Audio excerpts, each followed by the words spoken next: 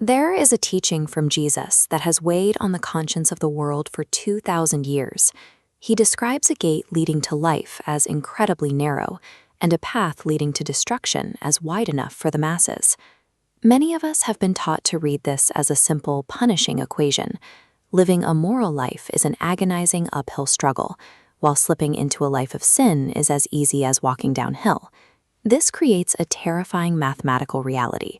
If God's standard is a filter designed to catch nearly everyone, then heaven is reserved for a microscopic fraction of the perfectly pious, while the rest of humanity pours straight into destruction. Under this popular view, the narrow gate isn't an invitation, it's a hopeless barrier designed to keep the world out. But this interpretation collides with a famous promise Jesus made just moments earlier in the Gospel of Matthew. He invited the weary to come to him, promising that his yoke is easy, his burden is light, and that he provides rest for the soul.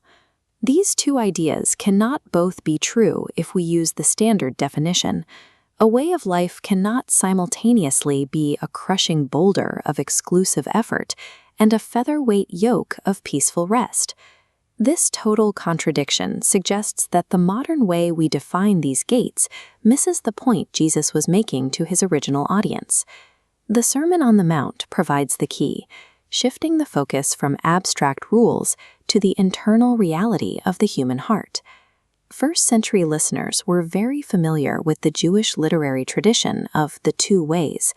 They expected a standard contrast between strictly observant religious behavior and obvious total immorality. Jesus subverted that expectation entirely. He used the commandment against murder to show that the physical act of killing isn't the only way to fail. The root of murder is actually the quiet anger, envy, and contempt we harbor against each other.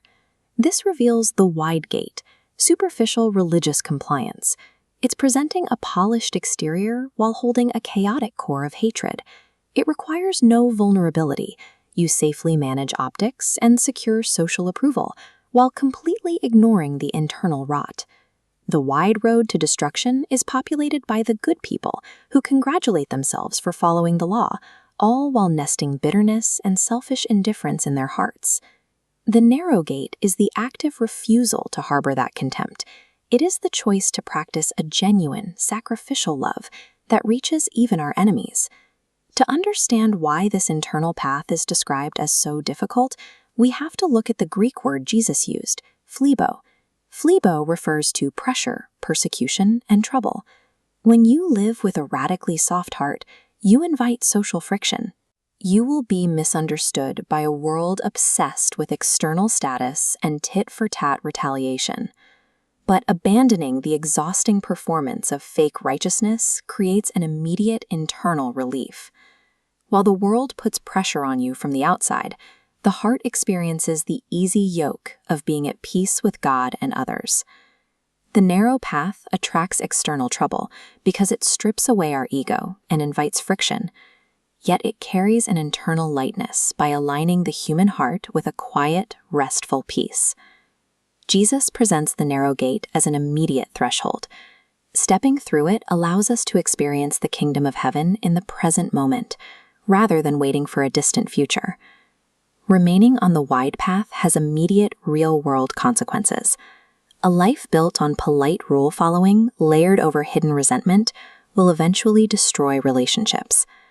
That hidden bitterness always leaks out, poisoning families and communities. In contrast, those on the narrow path create microcosms of the kingdom.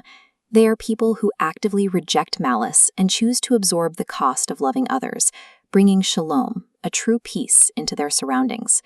This requires a daily, deliberate vulnerability. It means we have to stop self-defining what is good enough and allow God's wisdom to penetrate our actual motivations. Choosing the narrow gate means dropping the heavy, exhausting armor of outward perfection.